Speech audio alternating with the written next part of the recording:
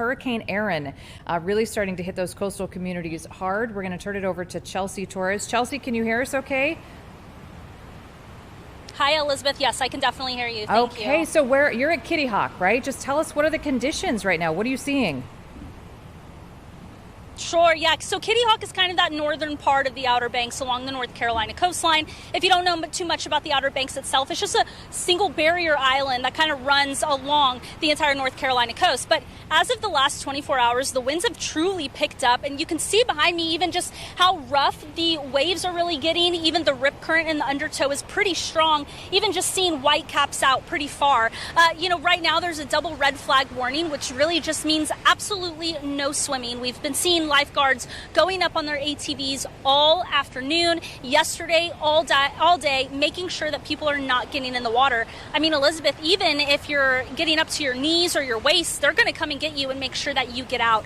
Even just south of us, they've had well over 70 water rescues just from rip currents alone. And that was about in Wrightsville Beach, which is about 5 hours or so south of where I'm standing. So again, just kind of goes to show how strong that this current is, how strong the riptides are, and of course, officials are making sure that people are heeding those warnings. Elizabeth? Chelsea, when they say water rescues, do they actually mean rescuing the people because the water's getting too treacherous, or they're encouraging these people to just get out of the water, you're not supposed to be in there?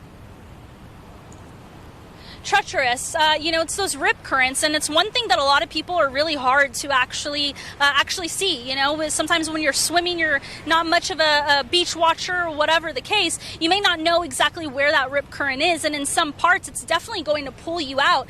But even then, Elizabeth, I mean, just going out a couple inches into the water, you're going to feel that undertow and how strong that is. So again, I think at this point now, there hasn't been any. Last I heard, when I reached out to the town here of Kitty Hawk, I hadn't heard of any water rescues happening here in this area. So it's really just a matter of people making sure that they're staying out of the water, and the lifeguards have been doing a good job of keeping people out. I'm sure, staying on top of it. What about evacuations? What are we hearing about evacuations along that area? So an hour south of where I am is Hatteras Island. And again, it's part of that barrier island along the Outer Banks. But Hatteras Island, you have to get there through a bridge, on the other side through a ferry. And that area has had a mandatory evacuation starting on Sunday. Early today, though, officials were already telling people, if you haven't evacuated and you're evacuating, you need to get out now. So we even talked to some people who were on vacation there. They had to be evacuated. It seems a lot of people are finding refuge here in Kitty Hawk. And so they were just saying that they're hoping things clear up, that things are, being optimistic. They're hoping that things are not really as bad, so that way they can get back to their vacation. But again, I mean, as you see out here, people are really just trying to enjoy what they can here. As much as they can, right? Until possibly it gets even worse. We talked to Fox Weather's Brian Norcross yesterday, and he said, really it is the coastal area, right? The homes that are right there on the water that are obviously most impacted by this. And then you kind of go inland and it's not too bad. Is that what you're seeing still today?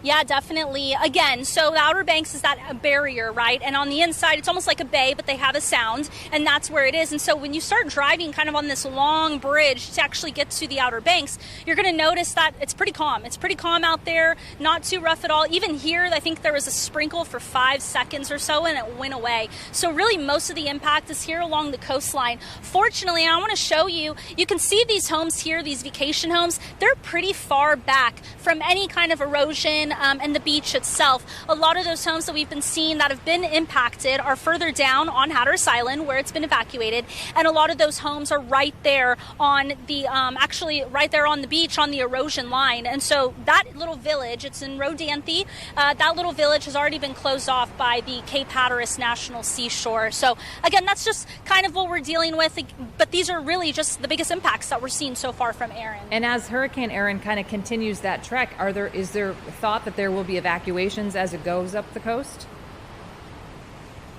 As of now, where I'm at, no evacuations. Really, it's just a matter of people kind of heeding those warnings. And again, even just officials that I spoke to earlier today, they said we're kind of just waiting to see what happens throughout the day. Elizabeth, today's supposed to be the day that we get the biggest impacts, and even tomorrow morning. So again, it's just a matter of what happens. High tide will be coming up around dinner time. So again, no evacuation warnings, at least for the area that I'm in right now. You've been in Kitty Hawk for how long now?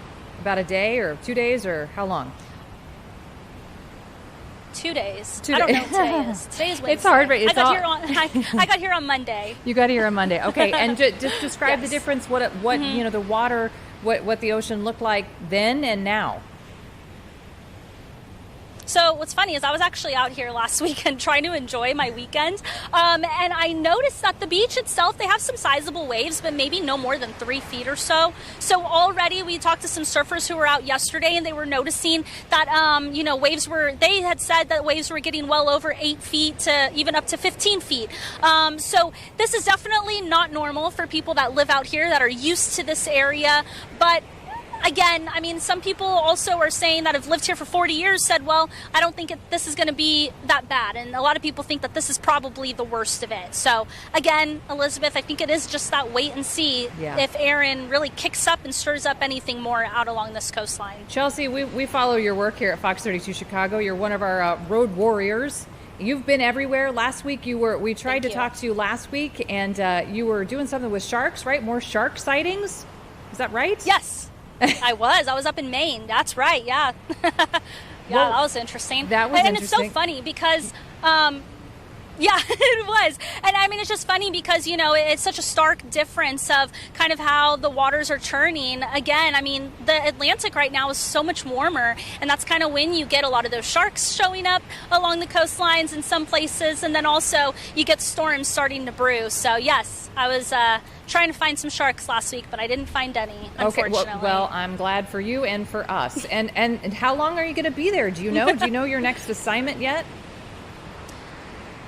No, I never really know my next assignment, but I do know we'll be out here tomorrow, so you can definitely find us out here tomorrow as we're going to be watching exactly what's happening with Erin and see what other impacts could be stirring up. But other than that, we'll just kind of see. I will tell you, though, Elizabeth, I'm on vacation a week from today, so you will not hear from me, and I'm going to try to enjoy that vacation if I can. Maybe you should go inland. After all this time on the beach, maybe just go inland somewhere. You think? All right, Chelsea Torres. Elizabeth, I'm going to Key West. Oh, you're going to Key West? See. Oh, no. Okay, well, we'll keep an eye on the forecast. Bring your phone. We might call you. Okay, thanks so much, Chelsea. We appreciate it.